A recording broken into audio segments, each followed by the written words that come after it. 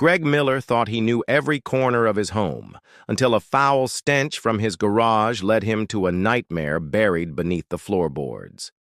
Jessica Rawlins had been missing for years, her case cold and forgotten, until the day Greg peeled back a dusty tarp and uncovered the horrifying truth. What he found dragged him into a twisted web of obsession, secrets, and a killer who might still be watching. Greg Miller never expected anything unusual that morning. The sky was clear, the birds were chirping, and he had a list of small home projects to tackle. One of them involved fixing a loose shelf in his garage, a task he had put off for weeks. As he approached the garage and turned the handle, he paused. Even before opening the door fully, a wave of hot, foul-smelling air leaked out. He gagged slightly and stepped back, thinking an animal must have crawled in and died. It wouldn't have been the first time.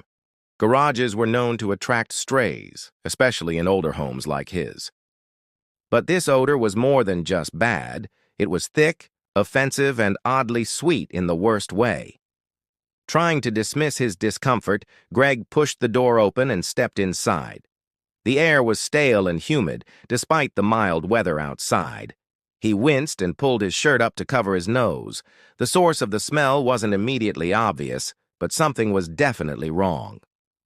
The shelves, boxes, and tools were all in their usual place, undisturbed. Yet there was a heaviness in the air, something that went beyond scent. The deeper he went in, the more oppressive it felt. He opened the side window and the main garage door, hoping the breeze would help. As the minutes passed, the stench refused to fade. It was strongest near the back, by a stack of old wooden boards leaning against the wall. Greg made a mental note to return with gloves and better lighting. At that point, he assumed it had to be a decomposing animal caught behind the materials, maybe even inside one of the sealed boxes he hadn't touched in years. He wasn't in the mood to dig through filth just yet, especially not when his stomach was already churning. Trying to distract himself, he grabbed his tools, fixed the shelf, and quickly retreated to the house. But the smell lingered in his mind long after he left the garage. That night, he barely ate. The thought of something rotting just a few feet from where he parked his car unsettled him. It wasn't just the smell, it was the mystery of it. Something about the situation gnawed at him. By the time he laid in bed, he had decided he couldn't ignore it any longer. He replayed every scenario in his head. A rat nest, spoiled chemicals, something left behind by the previous owner. But each explanation seemed too simple. He had lived there for 3 years and never experienced anything like this. What could possibly cause such a horrible stench to suddenly appear? The next morning, armed with gloves, a mask, and a flashlight, Greg returned to the garage to uncover the source of the smell. What he found behind the stack of wood would change his life forever. Greg stepped cautiously into the garage, the morning light barely cutting through the haze of foul air.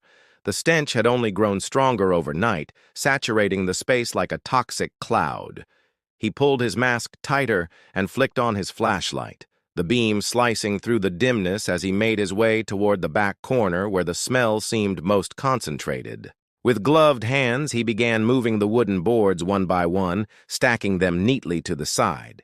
Each board he removed brought him closer to something unknown, and his pulse quickened with every step. Behind the stack was a pile of old paint cans and broken plastic crates, nothing that looked especially out of place.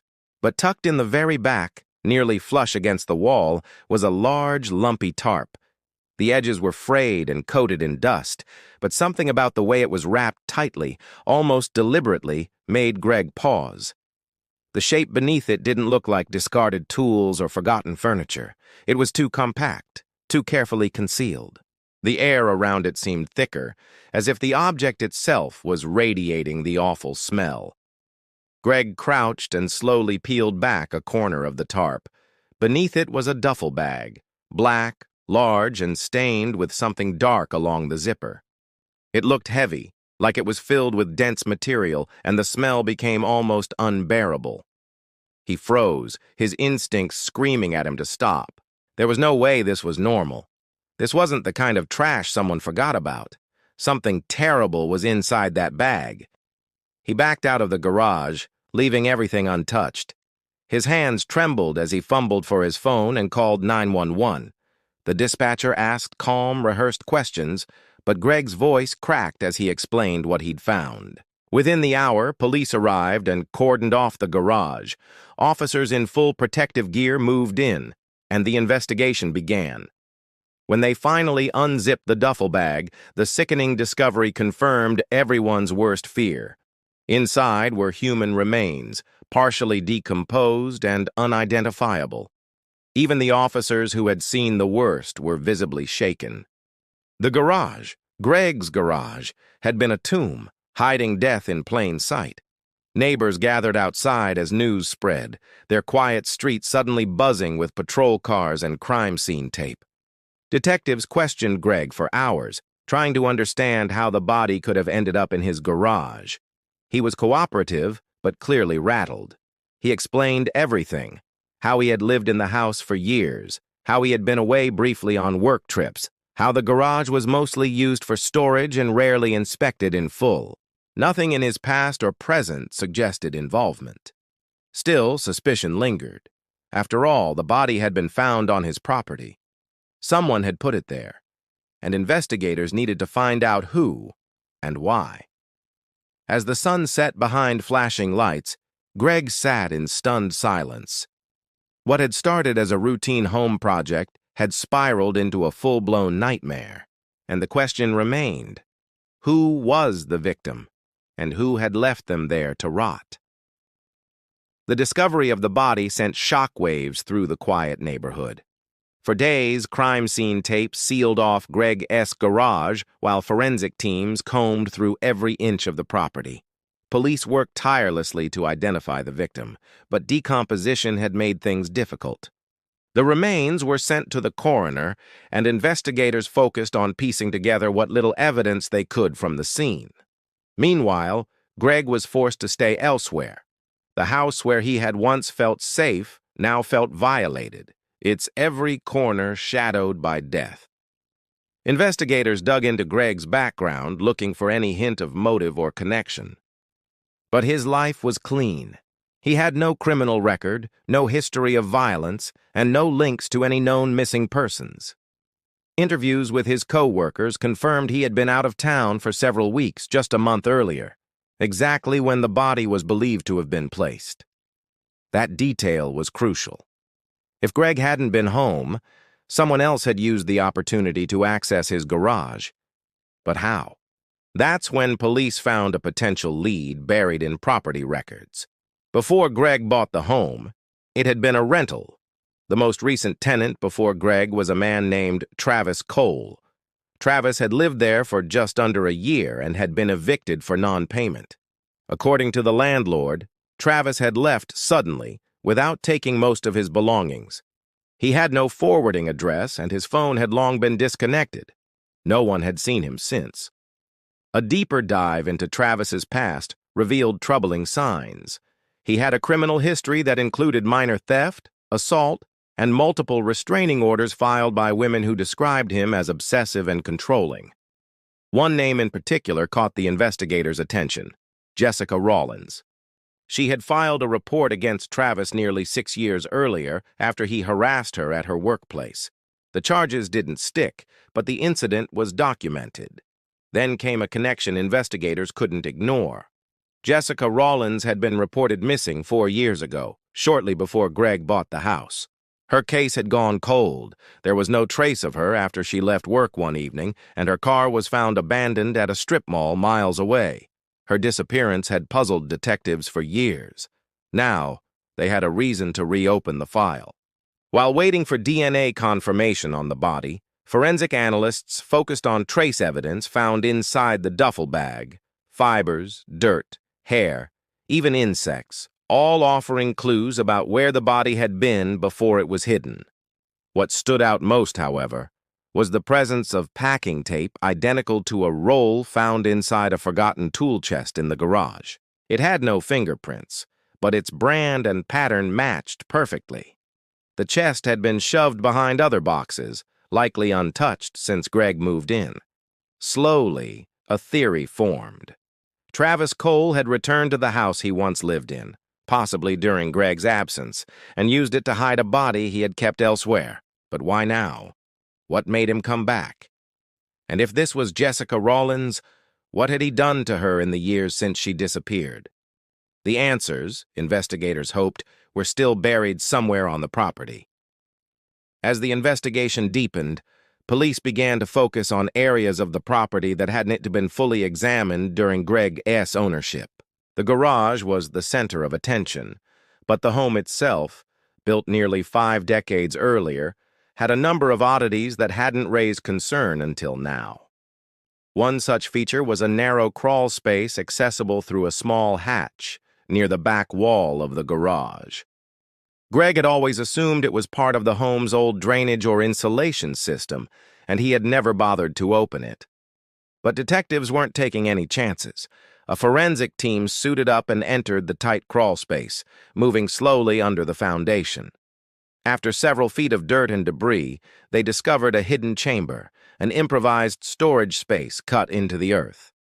The area was only a few feet high but spanned nearly 6 feet wide, and it appeared to have been reinforced with boards and plastic tarping. It was dusty and damp, filled with a musty odor that blended with the lingering rot still clinging to the garage above. What they found inside made the case even more unsettling. Among the items recovered were a worn-out hoodie with red stains, an old disposable phone, several rolls of duct tape, and a lockbox containing various women's belongings, jewelry, hair ties, and a keychain that would later be confirmed as belonging to Jessica Rawlins. The phone, though aged and nearly dead, was the most valuable find. Technicians managed to recover data from it, uncovering a disturbing sequence of events that suggested Jessica had been held captive before her death. There were photos, some blurry, others hauntingly clear, showing Jessica restrained and unconscious. The timestamps were dated days after her reported disappearance. Additionally, the phone contained several video clips of Travis speaking into the camera, gloating about how he had found a way to fix everything. His words were chilling and erratic, jumping between threats, confessions, and paranoid rants about people trying to take her away from him. The final clip ended with the words, "She's mine. No one will ever find her." DNA tests confirmed what many had feared. The body in the duffel bag was indeed Jessica Rawlins. Her family was notified, bringing a tragic but long-awaited end to a mystery that had tormented them for years. But there was little comfort in closure, especially with Travis Cole still missing. The evidence proved he had returned to the property sometime after Greg moved in, likely during Greg's out-of-town trips. He had used the crawl space to store items, possibly even to keep Jessica's body hidden before transferring it into the duffel bag. Why he chose to return and why he left the bag where it could eventually be found remained unanswered. It was as if Travis wanted it to be discovered, or no longer cared. With the story gaining media attention, tips about Travis began to pour in, but none led anywhere useful.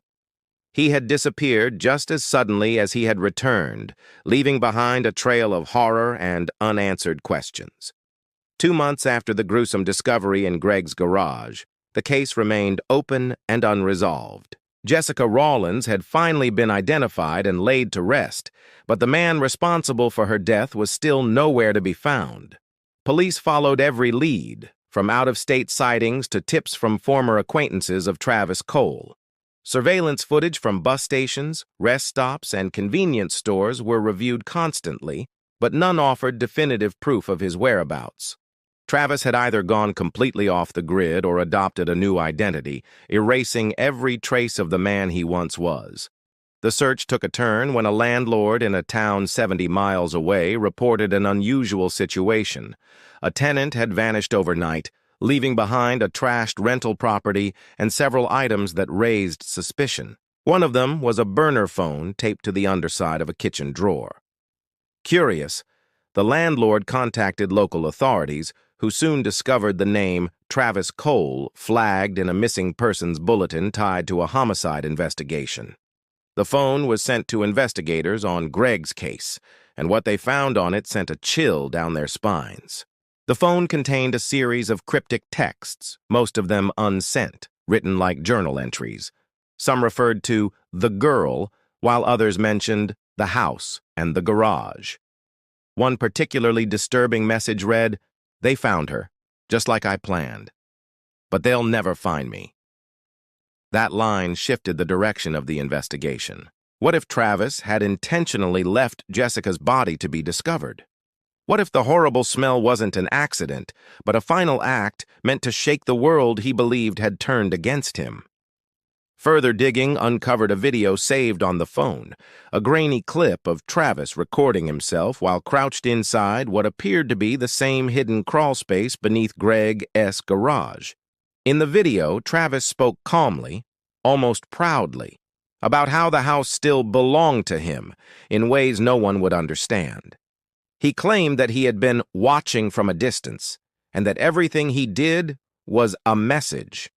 His tone was cold, calculated, and deeply unsettling. Despite this new evidence, his trail once again went cold.